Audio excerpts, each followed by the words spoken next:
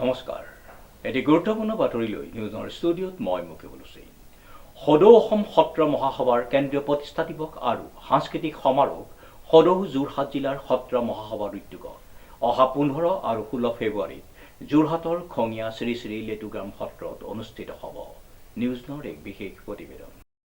সদৌ অসম সত্ৰ মহাসভাৰ কেন্দ্ৰীয় প্ৰতিষ্ঠা দিৱস আৰু সাংস্কৃতিক সমাৰোহ সদৌ যোৰহাট জিলা সত্ৰ উদ্যোগত 15 আৰু 16 ফেব্ৰুৱাৰীত যোৰহাটৰ খঙিয়া শ্ৰী শ্ৰী লেটুগ্ৰাম সত্ৰত অনুষ্ঠিত হ'ব বুলি উদ্যোক্তাসকলে জানিবলৈ দিয়ে।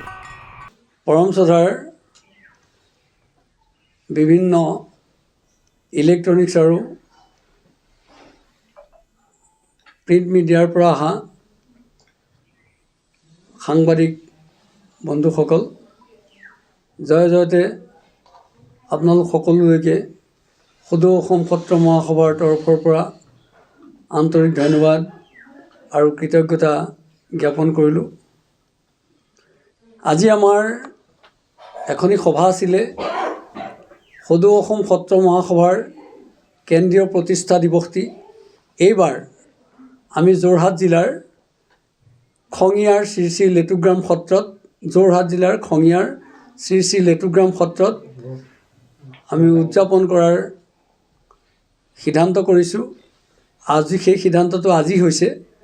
খঙিয়া লেটুগ্ৰাম সত্ৰৰ সত্ৰাধিকাৰ তথা সদৌ যোৰহাট জিলা সত্ৰ মহাসভাৰ সভাপতি, তেখেতৰ সভাপতিত্বত আজি আমাৰ আলোচনা সভাটি অনুষ্ঠিত হৈ গৈছে আৰু ইয়াতে সিদ্ধান্ত হৈছে অহা 16 ফেব্ৰুৱাৰীত আমাৰ সদৌ অসম সত্ৰ মহাসভাৰ কেন্দ্ৰীয় প্ৰতিষ্ঠা দিৱস খঙিয়াৰ শ্ৰী শ্ৰী লেটুগ্ৰাম সত্ৰত অনুষ্ঠিত কৰা হ'ব। 15-16 ফেব্ৰুৱাৰী দুদিনীয়া কাৰ্যসূচীৰে কৰা হ'ব।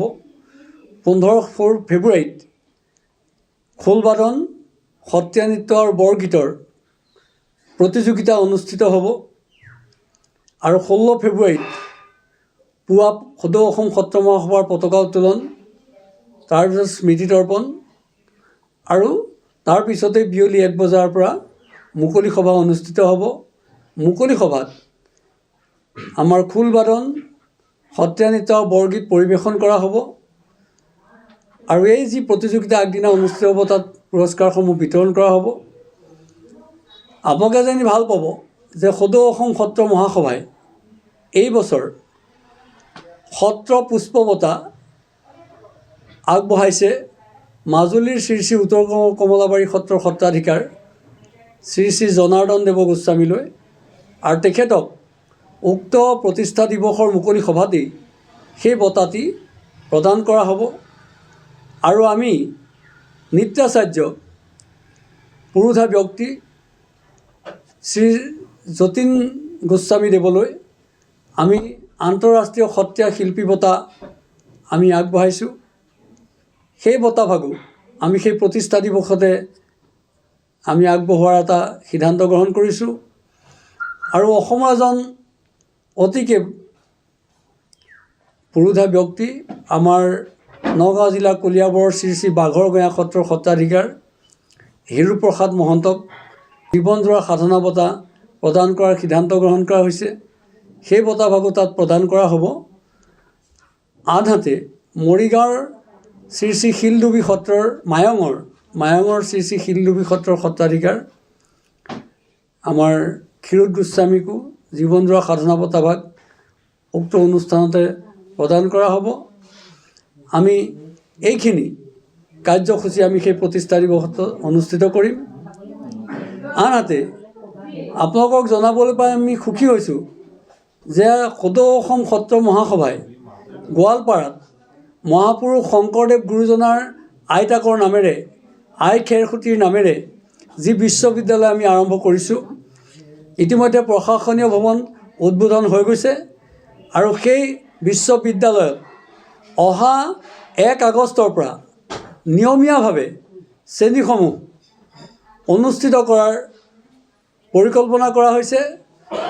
আৰু আপোনালোকক আমি জনাই আনন্দিত হৈছোঁ যে উক্ত বিশ্ববিদ্যালয়ত আৰ্থিকভাৱে দৰিদ্ৰ ছাত্ৰ ছাত্ৰীসকলক বিনামূলীয়া শিক্ষাদান কৰা হ'ব। এইটো আমি সদৌ অসম সত্ৰ মহাসভাই সিদ্ধান্ত গ্ৰহণ কৰিছে। আনহাতে আমাৰ যি 3খন সাংস্কৃতিক মহাবিদ্যালয় এতিয়া চলি আছে, তাৰ বাহিৰেও আমি এখন ধেমাজি আৰু এখন নগাঁৱত সাংস্কৃতিক মহাবিদ্যালয় স্থাপন কৰাৰ আমি সিদ্ধান্ত গ্ৰহণ কৰিছোঁ। আৰু উক্ত সাংস্কৃতিক মহাবিদ্যালয়ৰ শ্ৰেণীসমূহ অহা ডিচেম্বৰ মাহৰ পৰা আৰম্ভ হ'ব। গতিকে আমি সেইখিনি আপোনালোকক অৱগত কৰিছোঁ। আৰু আপোনালোকে জানি ভাল পাব যে অসমৰ পৰমশ্ৰদ্ধাৰ সত্ৰাধিকাৰসকলক লৈ আমি ভাৰতৰ বিভিন্ন তীৰ্থক্ষেত্ৰ সদৌ অসম সত্ৰ মহাসভাই আয়োজন কৰিছে তীৰ্থক্ষেত্ৰ ভ্ৰমণৰ। আৰু এই সত্ৰাধিকাৰসকলৰ সম্পূৰ্ণ দায়িত্ব সদৌ অসম সত্ৰ মহাসভাই গ্ৰহণ কৰিছে, যাতে আমি এই সত্ৰাধিকাৰসকলক তেওঁলোকৰ কোনো অসুবিধা নোহোৱাকৈ ভাৰতৰ তীৰ্থক্ষেত্ৰসমূহ আমি পৰিভ্ৰমণ কৰাব পাৰোঁ, দৰ্শন কৰাব পাৰোঁ। শ্ৰীমন্ত মাধৱ বৰুৱাৰ ৰিপৰ্ট, নিউজ নাও।